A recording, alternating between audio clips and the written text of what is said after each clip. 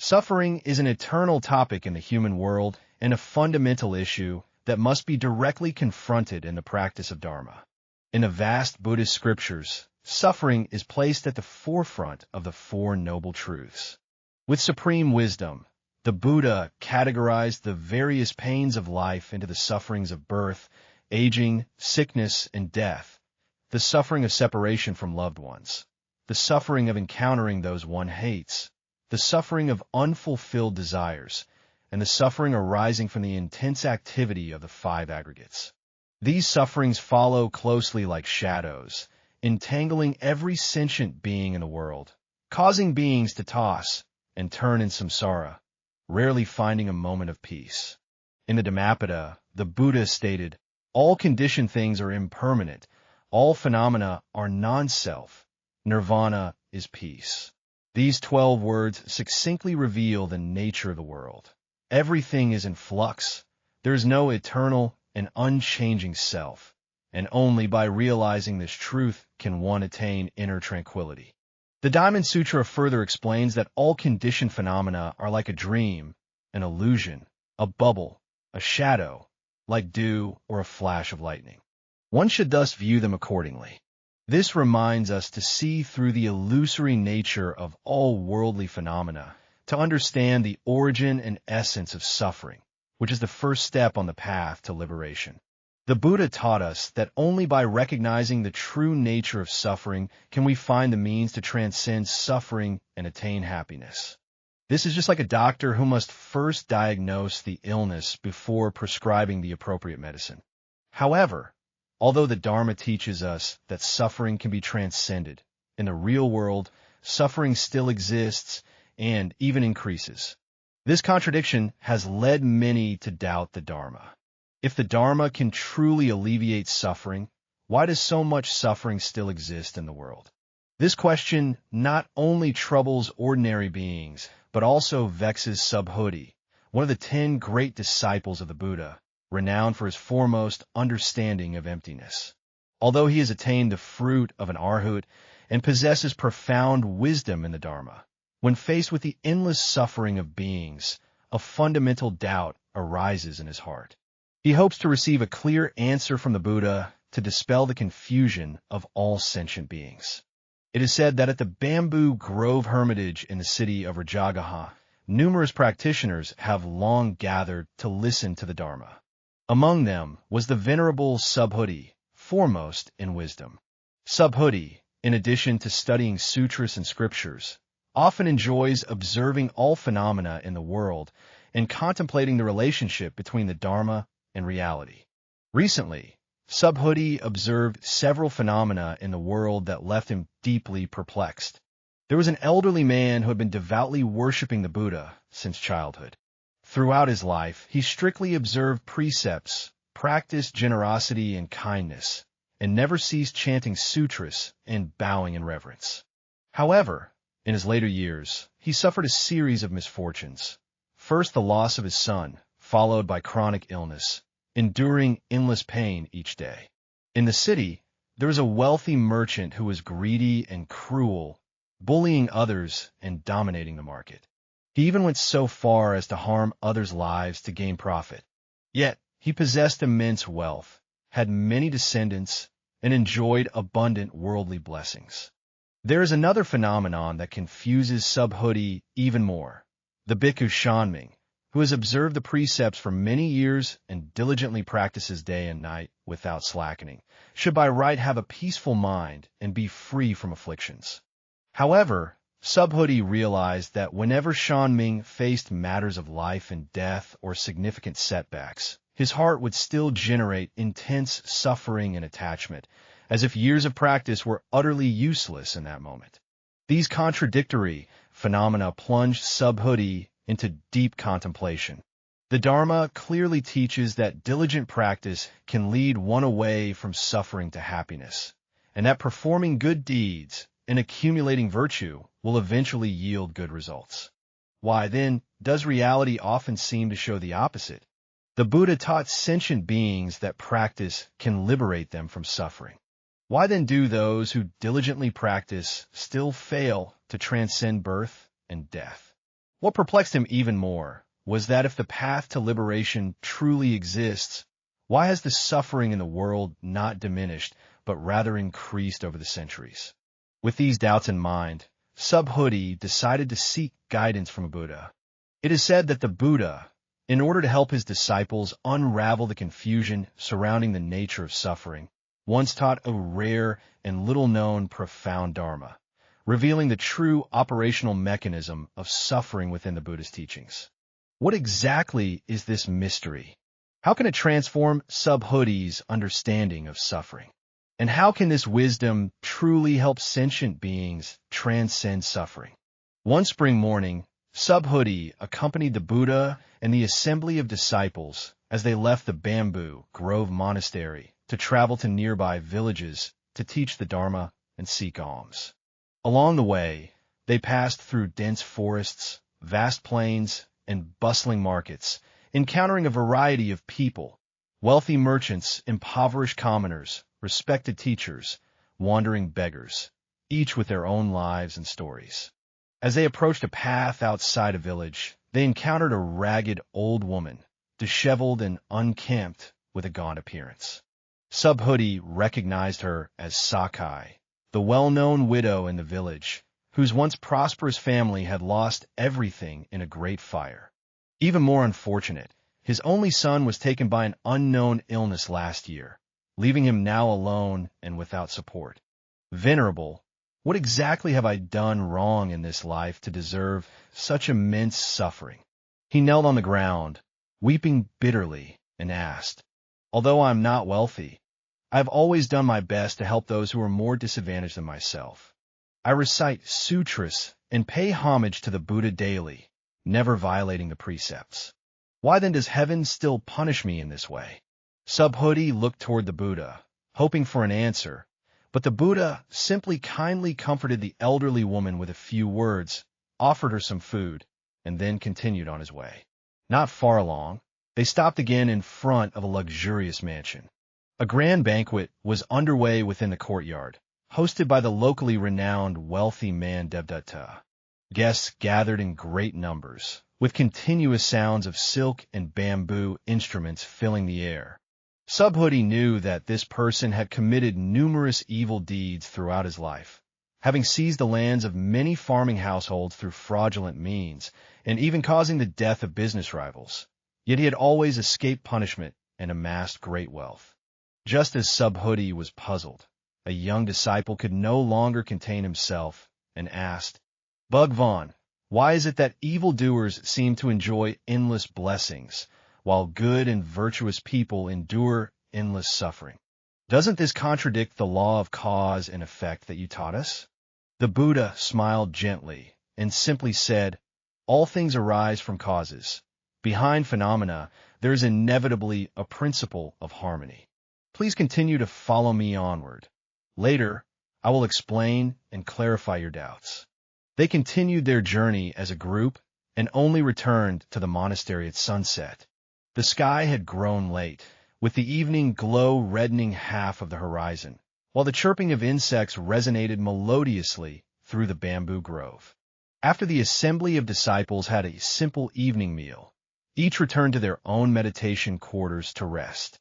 Subhuti tossed and turned, unable to sleep, as the conflicting scenes he had witnessed and the unanswered questions lingered persistently in his mind. He decided to take this opportunity to seek guidance from the Buddha, hoping to resolve the confusion in his heart. The moonlight flows quietly like water through every corner of the bamboo forest hermitage. Subhuti arrived at the Buddha's meditation chamber and gently knocked on the door. "Come in, Subhuti." The Buddha's serene voice emanated from the room, as if he had long known he would come. Subhuti pushed the door open and entered, seeing the Buddha seated on a cushion, his countenance serene, eyes gently closed, and an ineffable aura of peaceful radiance surrounding him. The Buddha, a disciple, harbors doubts in their heart, making their path uneasy. Thus they come to seek guidance. Subhuti, with hands joined in reverence, respectfully salutes and then kneels before the Buddha. The Buddha opened his eyes, and his compassionate gaze rested upon Subhuti. Well said, Subhuti. If you have pressing doubts and questions, the Tathagata will explain and dispel your confusion. Subhuti took a deep breath, composed his thoughts, and gazed directly into the Buddha's eyes. The Blessed One, today while traveling outside, what I have seen and heard seems to contradict the teachings of the Dharma. The Dharma teaches us that cause and effect are real. Good deeds yield good results, and evil deeds bring about evil consequences. However, why do we often see in reality that good people suffer while wicked people enjoy happiness? Like that widow who lost her family, isolated and without support, leading a kind life yet trapped in suffering. As for Devdatta, who was wealthy yet unkind, committing numerous evil deeds, he nonetheless remained submissive and compliant. Subhuti paused briefly and continued, "What confounds us even more, teacher, is that you have taught us that practice can liberate us from suffering and transcend birth and death. However, even those who are devout in paying homage to the Buddha and diligent in their practice seem unable to escape the inner suffering and attachments when confronted with the profound hardships and suffering of life. Then, what is the meaning of cultivation? What is the true root of suffering? What is it?" Subhuti gazed intently at the Buddha, his tone growing even more earnest. The Buddha's question troubles not only me, but also countless sentient beings yearning for liberation. If cultivation truly could eliminate suffering, why has the suffering in the world not diminished over the centuries, but instead has become increasingly severe? When will the suffering of the world finally come to an end? Is there an ultimate method that can liberate all sentient beings from the ocean of suffering once and for all? Although Subhuti's voice was calm, it conveyed a strong thirst for knowledge and a deep longing for the truth. What he proposed was not merely a question about phenomena, but an ultimate inquiry concerning the essence of life and the meaning of existence. The Buddha listened quietly, a faint smile appearing on his face. He slightly adjusted his seated posture and slowly said, "Subhuti, the question you have raised today is the most common confusion encountered by sentient beings on the path of practice. To unravel this mystery, we must first understand the true nature of suffering." The Buddha's voice was calm and powerful. "The experiences of the widow and Devdatta you observe may superficially appear to contradict the law of causality, but this is only because the operation of karma is far more complex than we imagine. Karma is not limited to a single lifetime, but spans across 3 lifetimes: the past, the present, and the future. The sufferings endured by Devdatta today may originate from certain karmic actions in past lives, while his present wealth and glory might be the result of virtuous deeds performed in previous existences.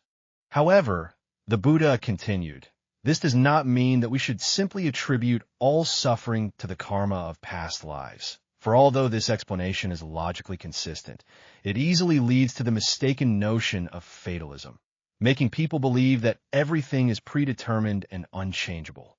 The gaze of the Buddha deepened. Subhuti, the fundamental purpose of practice is not to eliminate external suffering, but to transform our attitude and understanding towards suffering. A true practitioner is not one who never encounters suffering, but one who can maintain inner peace and wisdom in the face of suffering.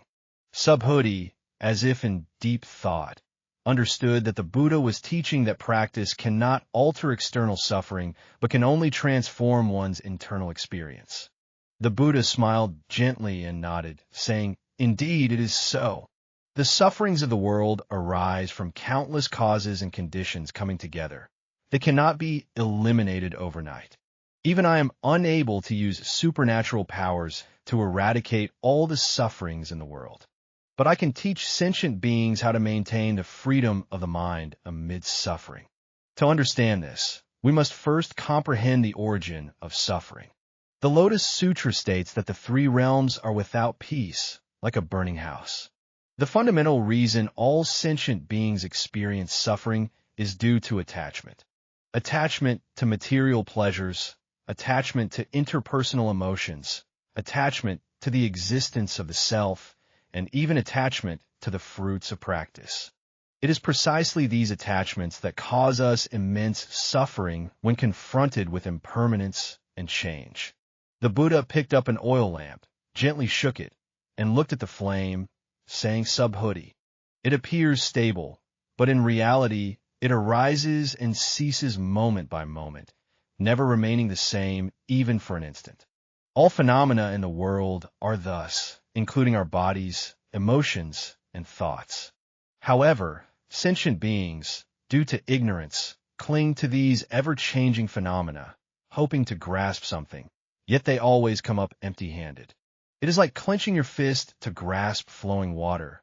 The harder you hold on, the more water slips through your fingers. Similarly, the more one clings to avoiding suffering, the deeper one becomes entangled in it. This is why some practitioners, even after years of cultivation, still break down in the face of immense suffering. Their fundamental goal of practice itself is mistaken. They hope to ensure they're never harmed through practice, but this is impossible. Subhuti listened intently and asked, Then, Sakyamuni, how should one truly regard suffering in genuine practice? The Buddha extinguished the oil lamp, joined his hands in a meditative mudra, and taught that true practice is not about escaping suffering, but confronting it directly. It is not about eradicating suffering, but transcending it. When we no longer regard pleasure and pain, gain and loss, wisdom and desire as opposing extremes, but instead view them equally as natural parts of the process of life, true inner peace can be attained. In the Diamond Sutra, it is said, all phenomena are illusory. If one perceives all forms as non-forms, that is to see the Tathagata. Suffering, too, is a form composed of various causes and conditions and has no inherent substantial existence. When we are able to penetrate these appearances and see the emptiness essence of all phenomena, suffering can no longer bind our minds. The Buddha's voice grew ever more solemn. Subhuti, remember, true liberation is not the absence of painful sensations, but the freedom for being controlled by pain even while experiencing it. Just as the lotus arises from the mud, yet remains unstained by it, a practitioner lives in the world and experiences all worldly phenomena while maintaining inner purity and freedom. After hearing the Buddha's answer, Subhuti's frown eased somewhat, but a new question arose in his heart. Bhagwan, your teachings have given me a new understanding of suffering. However, if the purpose of practice is not to eliminate suffering, but to change our attitude towards suffering, then how should sentient beings cultivate this wisdom in their daily lives? Subhuti earnestly asked, for ordinary people who have just embarked on the path of practice, when their loved ones pass away, when they are plagued by illness, or when life is difficult, merely telling them that this is impermanence and they should not cling to it would likely be insufficient to truly comfort their hearts. Subhuti paused briefly and continued, There is one more point that puzzles me, world-honored one. If all suffering arises from attachment, should we then sever all emotions and desires? But in doing so, how should the affections of kinship, friendship, and love be placed in the human world? If one were to completely sever these emotions, would life not become cold and unfeeling? The Buddha listened quietly, his gaze compassionate and profound. Furthermore, Subhuti further inquired, for those who are deeply tormented by suffering, such as the widow we met today, who struggles even to maintain basic living, where would they find the energy and conditions to contemplate these profound truths? There are too many people like him struggling on the edge of survival in the world. For them, is the path to liberation too distant? Subhuti's voice grew even more earnest. Finally, Venerable One, if practice cannot change the external sufferings, then in the face of injustice and societal pain, should we take active measures to transform them rather than merely accept and transcend? Does the Dharma ultimately teach us to escape this world, or does it instruct us on how to live better within it?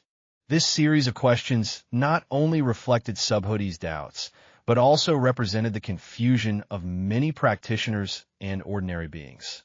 The Buddha smiled subtly, his eyes revealing an expression of approval. Subhuti's questions hit the crucial point, touching upon the core difficulties of practice, and this was precisely an opportunity for enlightenment. Well said, Subhuti. The Buddha's voice was calm and powerful. Your question touches upon the deepest mystery within the Dharma, the very key to the liberation of all sentient beings. Now, I will reveal to you a secret that few can truly comprehend, a secret concerning the nature of suffering and the true essence of liberation.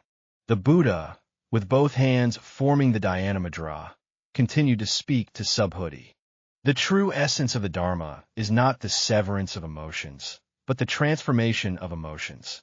It is not the absence of love, but love without attachment. It is not the absence of sorrow, but compassion without self. Genuine compassion is the ability to share in the joys and sorrows of all beings while remaining untroubled by emotions. Third, the key to liberation lies in transforming one's perspective, not in changing the environment. When you change the way you view things, the things you perceive will also change. Suffering is painful because we see it through a distorted lens. If one can observe it with right view, suffering itself can become the material for awakening. The Vimalakirti Sutra states that when a bodhisattva becomes ill, it is for the sake of all sentient beings. When sentient beings recover, the bodhisattva also recovers. This teaches us that true liberation is not about escaping suffering, but about practicing within it, awakening amidst delusion. Just as gold reveals its purity in the fire, practitioners must refine their minds through the trials of the world. The Buddha stood up and walked slowly within the room, his figure appearing extraordinarily tall under the light. Now, I will teach you several practical methods of cultivation. These methods are not only suitable for devoted practitioners, but also for ordinary beings, helping them face suffering in daily life. First, practice mindful observation. When suffering arises, do not rush to escape or resist it. Instead, abide in the present moment and observe your feelings and thoughts. Like watching flowing water, neither intervening nor judging, merely being aware.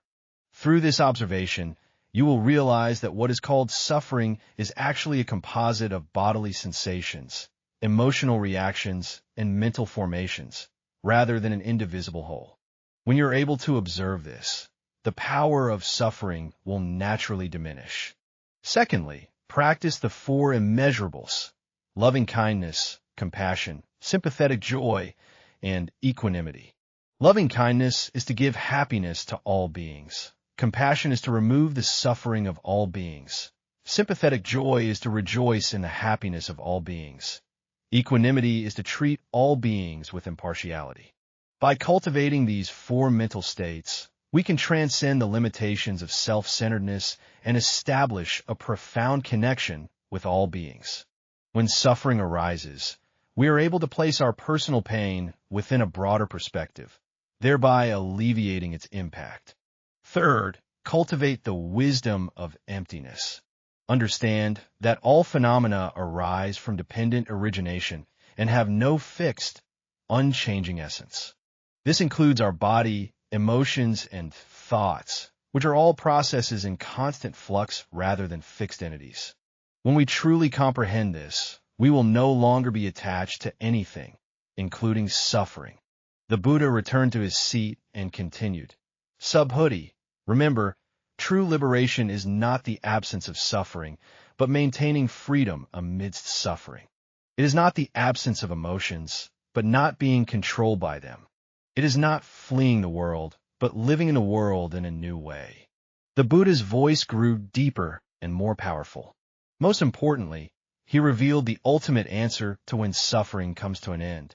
Suffering does not cease in the external world, but ends within the inner world of each individual. Whenever a person truly attains enlightenment, their personal suffering ends at that very moment. And when all sentient beings awaken, the suffering of the world will genuinely cease.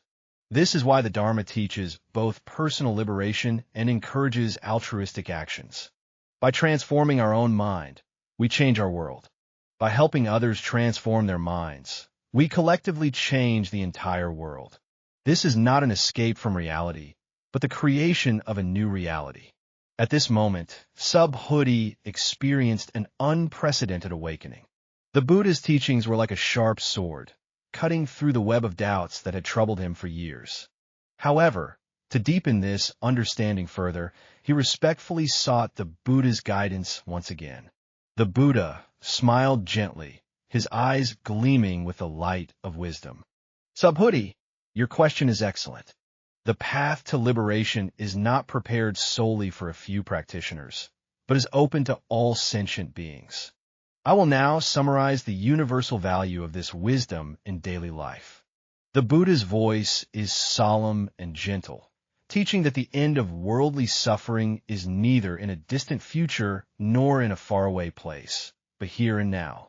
Every moment of awakening is a moment of the end of suffering. Every instant of returning to one's true nature is an instant of liberation. Just as the sun always shines upon the sky, only occasionally obscured by clouds, the wisdom of liberation always resides within our hearts, merely veiled by the clouds of ignorance. The key to liberation from suffering lies in transforming the way we perceive the world. Imagine an ocean. When a storm arises, the surface is turbulent with waves, but beneath the sea remains calm and peaceful. Similarly, the storms in life can only disturb our surface emotions, but cannot reach the profound tranquility within our hearts. As long as we know how to abide in that profound calmness, the Buddha pointed to the vast star-filled sky. Just like this infinite starry sky, although each star is burning, changing, and even perishing, the sky itself remains eternal. Our thoughts, emotions, and sensations are likewise transient. They arise and pass away, come and go. Yet, the essential awareness that perceives all of this remains constant and unchanging. Only by recognizing this can we find the eternal amidst change and attain tranquility amidst turmoil. The Buddha's gaze swept over everyone present. When you return to the secular world and face the various challenges of daily life, remember this fundamental truth. Suffering is not your enemy, but your teacher. Pain is not an obstacle to your practice, but the very field of your cultivation. Just as the lotus requires mud to bloom, our awakening also needs to be forged through the hardships of suffering. The ultimate direction beyond suffering is not to escape the world, but to deeply engage with it without being tainted by it. It is not about eliminating emotions, but purifying them, not severing all connections, but establishing attachments free from clinging. This is the wisdom of the middle way, neither leaning towards the extreme of hedonism nor towards the extreme of asceticism. The words of the Buddha are as warm as the spring breeze, yet as sharp as a sword, directly piercing the depths of the heart. Subhuti. Remember, when you can maintain awareness in every moment of suffering, see the opportunity for growth in every painful experience, and discover sparks of wisdom in every arduous journey, you have already begun the end of suffering and embarked on the path to liberation. This is not evading reality, but confronting it in the most courageous way. Subhuti and all the disciples present were deeply moved by the Buddha's words, as if a ray of light had entered each person's heart, dispelling the long-standing confusion and darkness. The Blessed One, Subhuti, joined his palms together and bowed deeply, saying, "Your teachings today are like a bright lamp in the darkness, illuminating the confusion in my heart. I finally understand that the question of when suffering will end is actually asked in the wrong direction. What is important is not when suffering will disappear from the world, but when we can transcend suffering from within our own hearts. As you have taught, true liberation is not the absence of suffering, but the ability to experience suffering without being controlled by it. Suffering itself is not an obstacle to practice. Rather, it is a supportive condition that aids cultivation and an opportunity for awakening." The Buddha kindly nodded and said, "Well done, Subhuti. You have already grasped the essence of this wisdom. Subhuti continued, "The disciple further understands that the purpose of practice is not to escape this world, but to learn to live in it in a new way, not to sever emotions, but to transform them, not to deny suffering, but to transcend it. This wisdom is not only applicable to monastics who diligently cultivate the path, but also to every ordinary being navigating the mundane world." The Buddha smiled faintly. Indeed, the greatness of the Dharma lies in that it is not only a transcendent teaching, but also one that engages with the world. Regardless of the environment one is in or the circumstances one faces, everyone can attain inner peace and freedom through spiritual practice. Subhuti gratefully said, "I will always remember your teachings and transmit this wisdom to all beings with whom I have affinity, so that more sentient beings may be liberated from suffering and attain true freedom." At this moment, the eastern sky was beginning to brighten with the pale light of dawn, heralding the arrival of a new day. The Buddha stood up and looked out the window, seeing that dawn had arrived. Just as the night inevitably passes, light will surely come. Suffering, too, will ultimately be transcended by wisdom. Subhuti, go and rest now. Tomorrow, we will continue to propagate the Dharma to all sentient beings. Subhuti respectfully saluted and then departed. Walking on the path back to the meditation hall, he felt his steps unusually light, as if the heavy burden he had carried for many years had been lifted in an instant. In the dawn's light, the bamboo grove glows with a gentle radiance.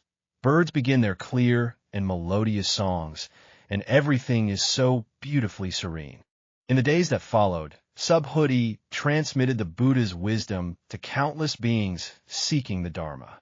Whenever someone asks when the suffering of the world will end, he always smiles and answers that the cessation of suffering is not in a distant future, but in the present awakening. It is not in the external world, but within the inner mind. When you can perceive the nature of suffering with the eye of wisdom, embrace all sentient beings with a heart of compassion, and treat all phenomena with a mind of equanimity, suffering ceases for you at that very moment. This wisdom transcends time and space, enduring for millennia, and continues to guide countless lost souls toward their true path. In this world full of suffering, it shines like an ever-burning lamp, illuminating the path to liberation for all sentient beings.